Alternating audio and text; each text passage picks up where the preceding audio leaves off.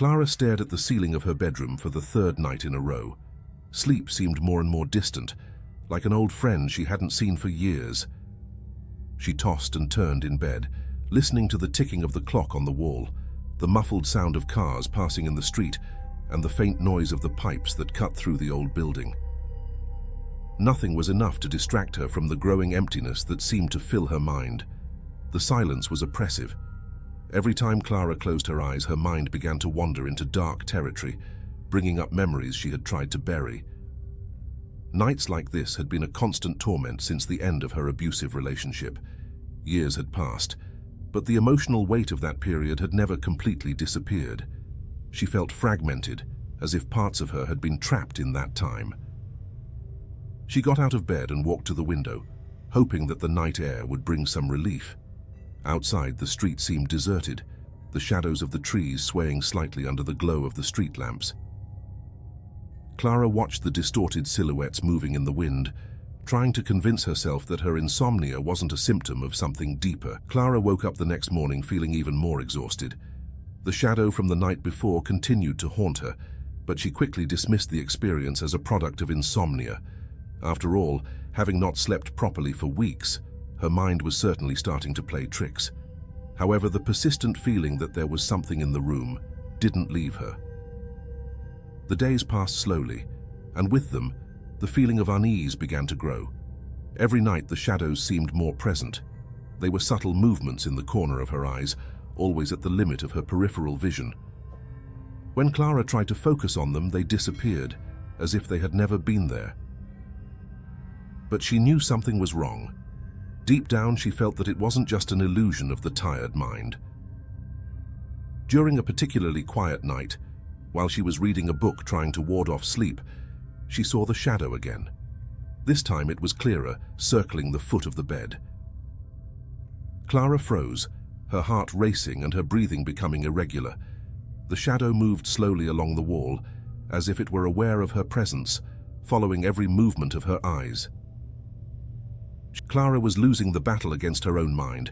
The shadows were no longer mere indistinct blurs.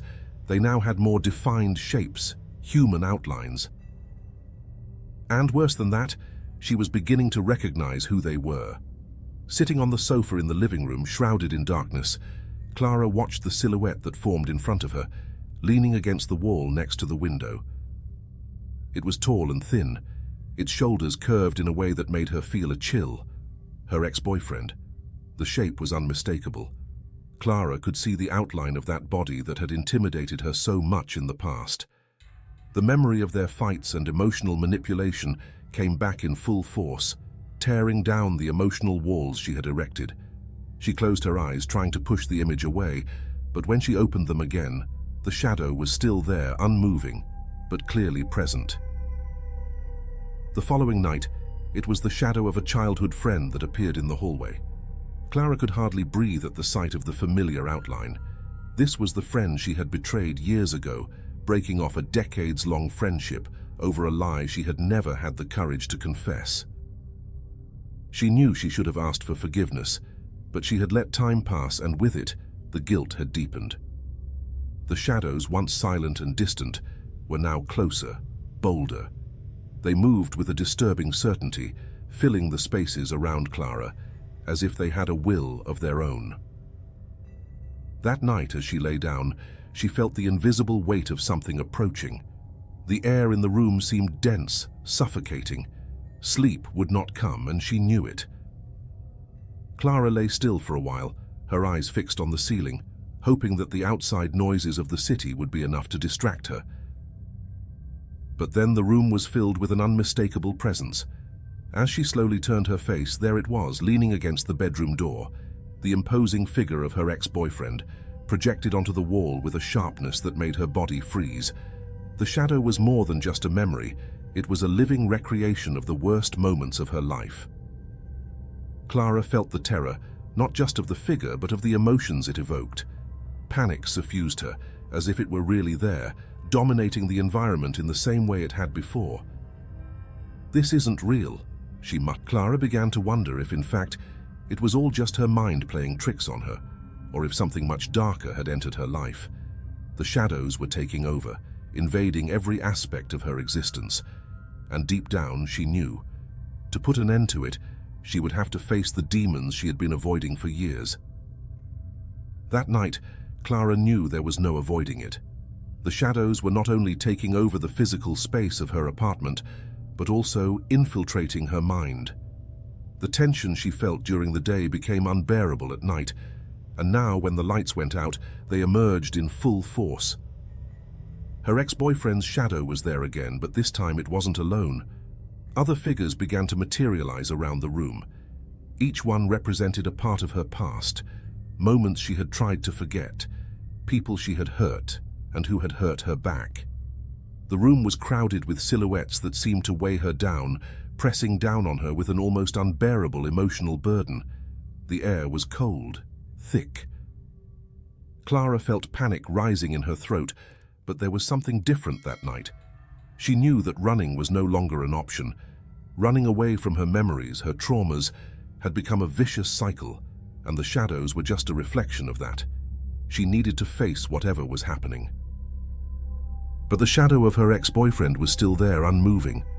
Clara knew that this was the final confrontation, the moment when she would have to face the pain she had avoided for so long, relive the abuse, the emotional control, the nights of fear. She screamed, a scream that reverberated through the room, as if all her sorrows were being released at once. And slowly, the shadow began to fade. Clara felt her body collapse onto the bed. She was exhausted, physically and emotionally.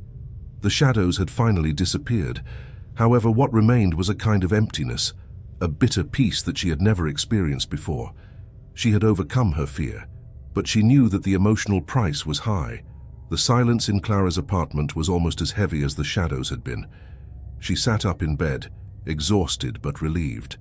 The absence of the silhouettes that had tormented her for so long seemed surreal, as if the weight of the world had been lifted from her shoulders. Finally, after weeks of mounting terror, the shadows had disappeared. She tried to comfort herself with this idea, but something inside her was still restless. She felt exhausted, as if all her energy had been drained in the process of facing her deepest fears. There was a sense of relief, yes, but it... Marcos parked the car in front of the house, watching the place with a mixture of exhaustion and relief. The weeks after the divorce had been a mess of feelings, but here in this isolated house, he believed he could find some peace. The house was great for one person, an old chalet that at first sight had a certain rustic charm. However, when crossing the entrance door, the atmosphere changed. The interior seemed empty, almost as if the walls carry the weight of something forgotten. The first days were devoted to organizing the boxes and the few belongings he brought. Somewhere in the back of his mind, he knew he was running away. Fleeing the emotional mess he had left behind, the failure of a marriage that collapsed irreparably. There was no turning back.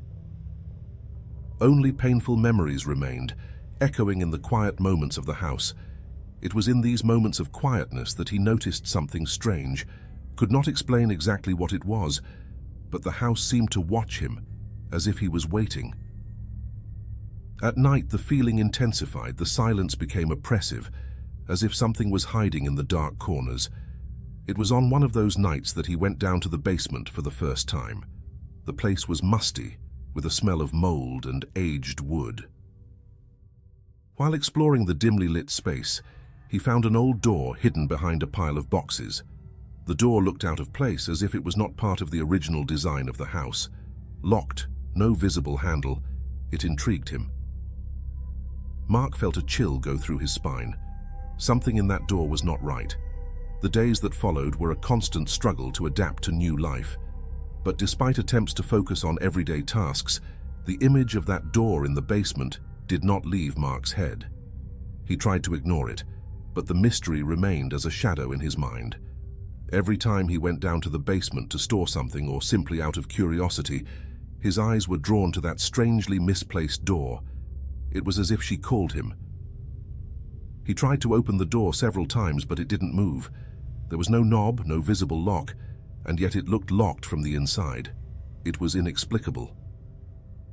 Mark, a practical man, began to question whether he was not just projecting his frustrations into something unimportant, a distraction from the larger problems that he refused to face. That night, after another long and frustrating phone call with his ex-wife about the divorce and the children, Marcos gave himself up to drinking. He was drowning in regret, thinking how everything had gone wrong, the decisions that led to this isolation. The drink provided a momentary relief, but when the bottle was empty, the emptiness within it only increased. Still under the effects of alcohol, he went down once more to the cellar, as if compelled to revisit the strange door. This time, however, something was different.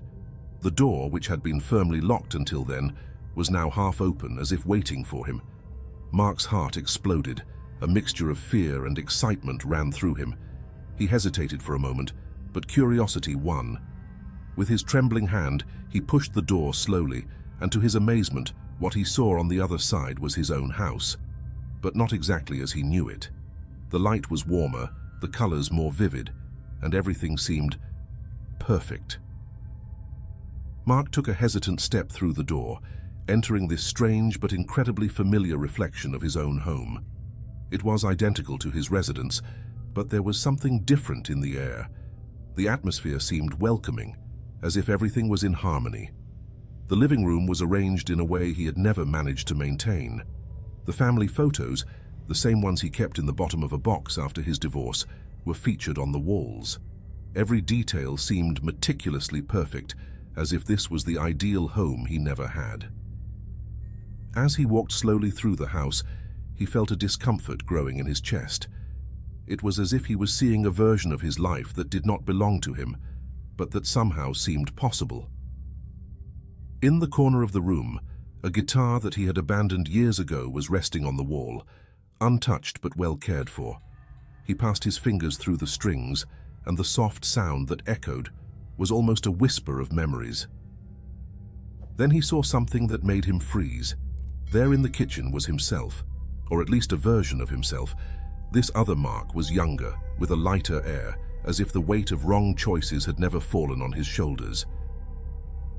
He laughed with someone, his ex-wife. She was there, smiling as in the first years of marriage, and her children ran around the table, the scene of a happy family he had lost forever. The vision hit him like a punch. Envy and sadness mixed in a swirl on his chest. How was that possible? How he was there, living a life that was not his, but what should be.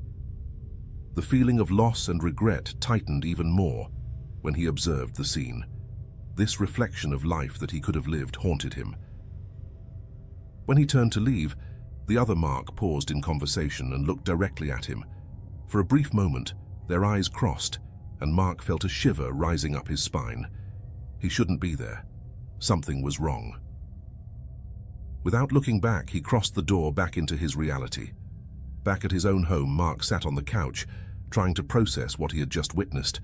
His mind was in a whirlwind of emotions, confusion, envy, and a tingle of fear. The other side seemed a vision of perfection, a life he had always wanted, but that somehow had escaped him. He wondered if it was a dream or an hallucination caused by alcohol, but the sense of reality was too strong to be dismissed as mere delirium. In the days that followed, the memory of that perfect house tormented him. He tried to concentrate on trivial activities, but every night something pulled him back into the basement. The call from the door was irresistible. Every time he went down, the door was half open, as if waiting for him. At first, he resisted the temptation to cross again. The fear of finding something more disturbing kept him from entering. However, with each passing day, the need to see that perfect life again became stronger. Mark wanted to understand what was happening. He needed to know if it was a real chance to escape his miserable existence or if he was just losing his mind. Then, in a silent night, he gave in and went through the door again. The other side was exactly as he remembered it. The bright house, the idealized life. However, this time he realized something different.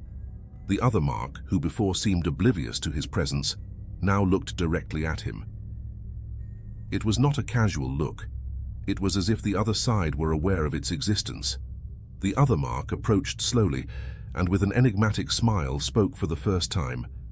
"You can take my place if you want." Mark felt a shiver through his body. That offering, wrapped in a silent promise, was not just a simple exchange. The words echoed in Mark's mind, causing a mixture of temptation and mistrust. "You can take my place if you like." The offer seemed simple, but he felt something dark behind the other Mark's smile. Could he really escape his miserable life? From his mistakes, from the divorce, from the overwhelming guilt that consumed him? Back to his reality, the house looked even colder and desolate. The memory of perfect life on the other side corroded him. The family photos, now stored in boxes, seemed to make fun of him. It was as if the other side were becoming an irresistible escape from all that he despised in himself. In the following days, the other Mark's proposal did not leave his head. Mark kept wondering what it would be like to cross the door and never return. Leave behind the failure of your marriage, the pain of losing contact with your children, and start again. On the other side, he would have his family back, his choices corrected, his life finally complete. However, something made him hesitate. Although the promise was tempting, there was something disturbing in the tone of the other Mark, something in his eyes that suggested a hidden intention. Mark wondered what would happen to him if he decided to accept. Would he be just a copy of the other, or would he lose his identity completely? The more I reflected on it, the more doubts arose. Every night he would go down to the cellar and look at the door. The desire to escape increased, but at the same time the fear of what was really happening on the other side also grew. The doubt weighed, but the temptation of a life without regrets was almost unbearable. On a particularly lonely night, he made up his mind. He needed to walk through the door once more, not to observe, but to make a final choice. Mark went down to the basement with a heart racing, tension hovering in the air like an invisible presence. The door, as always, was half open, inviting him to cross. This time he did not hesitate. He pushed her harder than usual and crossed the threshold to the other side, determined to face the truth. Upon entering, he found the house lit as usual, but there was something strange about the atmosphere. The air seemed heavier and the silence was disturbing. The other Mark was already waiting for him, standing in the center of the living room. He smiled differently that time, a sharper smile, almost predatory. "You came back," said the other Mark, stepping forward. "Are you ready to take my place?" The doubt that previously consumed Mark returned with full force. Now it was more clear that there was something profoundly wrong with that proposal. He was not just changing his life. There was a hidden price in that exchange, something he still did not fully understand, but which filled him with terror. "What happens if I accept?" Marcos asked, trying to keep his voice steady, but the tremor in his hands betrayed him. "You will have everything you ever wanted," answered the other, approaching slowly. "The perfect life, no regrets, no failures. Everything you have lost will be yours again." Mark took a step back, the instinct of survival finally overtaking temptation. "And what do you get out of it?" The other Mark smiled even more, his eyes darkening with something dark. "I am the reflection of all that you despise in yourself. I feed on it. The more you repent, the stronger I become. If you take my place, I'll have what's left of you. There will be no turning back." Mark's terror was palpable. He realized that this entity was a distortion, fueled by his despair and regret. Accepting the exchange would mean losing more than your life. You would lose your own soul. Mark backed away, feeling the weight of the decision he was about to make. The other Mark approached, his expression warped into something darker and more threatening. That reflection was not an improved version of himself. It was a trap, a distortion that fed on their pain and regret.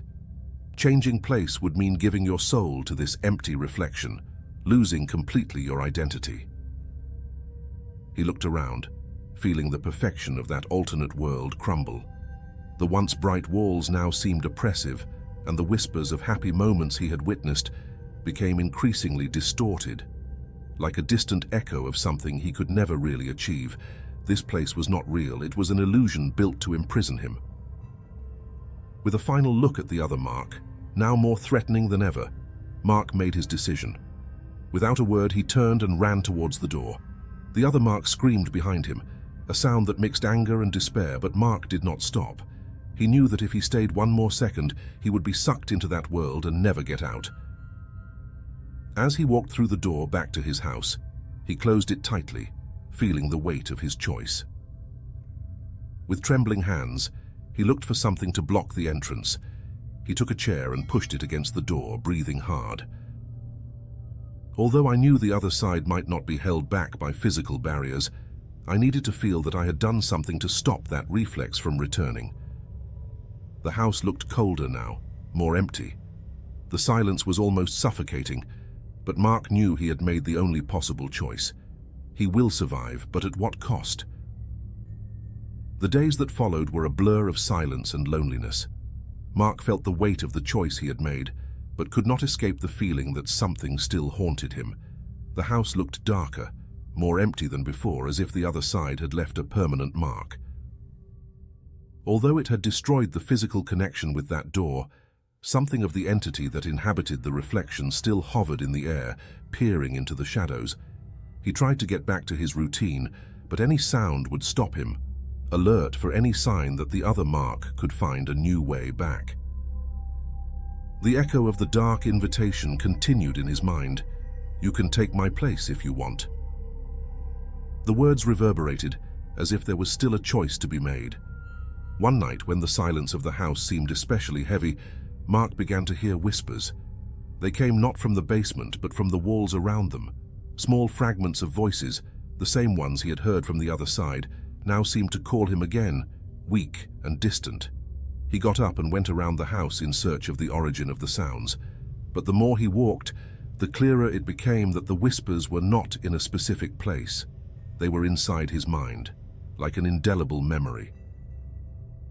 Mark stood before the wall where the door on the other side used to be. Although there was no more visible passage, he could feel that the connection had not been completely broken. Something still watched him from afar, waiting for the right time to return. In the back of his mind, an idea haunted him. Perhaps at some point he had left a part of himself in that perfect life, a part he could never recover. The terror, he knew, was not over yet.